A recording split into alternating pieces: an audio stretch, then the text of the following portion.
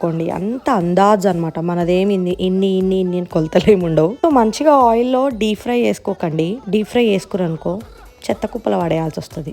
Deep fry కాకుండా లేతగా light green వచ్చేలాగా జస్ట్ ఫ్రై చేసుకోండి. ఫ్రై తీసి పక్కకు పెట్టేస్తారు కదా, పక్కకు పెట్టేసినాక అదే నూనెలో జీలకర్ర, ఆవాలు, పచ్చిమిరపకాయలు అండ్ గార్లిక్ క్లోవ్స్ కొన్ని వేసి పడేయండి. మెయిన్ గా కరివేపాకు, అది ఎంత వేస్తే అంత బాగుంటుంది. సో ఇంకా పోపు వేసేసారు కదా, దాన్ని చల్ల పెట్టడానికి దాన్ని దించుండ్రి. మళ్ళీ ఏదైతే అది దించినప్పుడు ఇంకోటి దించి చల్లబడ్డదో అది మిక్సీలో వేసి గిర్రని తిప్పి లోడ్ వేయండి. మంచిగా టెక్స్చర్ సాఫ్ట్ గా వచ్చేలాగా చూసుకోండి. ఇగో ఇట్లా వచ్చినాక దించి పడేయండి, పక్కకు పెట్టండి. దీంట్లో ఏం చేస్తారు, మళ్ళీ అన్ని మిక్స్ చేసి కారం, ధనియాల పొడి, జీలకర్ర, మెంతుల పిండి వేసేసి మంచిగా మిక్స్ చేయండి. దించు మునక్కాయల్ని దించు. సో అట్లా దించినాక అన్ని కలిపేసి కొట్టండి. ఇంకా అవి ఇవి మిక్స్ చేసేయండి. ఇంకా పచ్చడిలో మునక్కాయలు వేసి మంచిగా స్పూన్తో కాకుండా జర చేయి పెట్టి మంచిగా అటు ఇటు ముక్కలకు అన్ని అంటించండి ఆ టమాటా పచ్చడిని.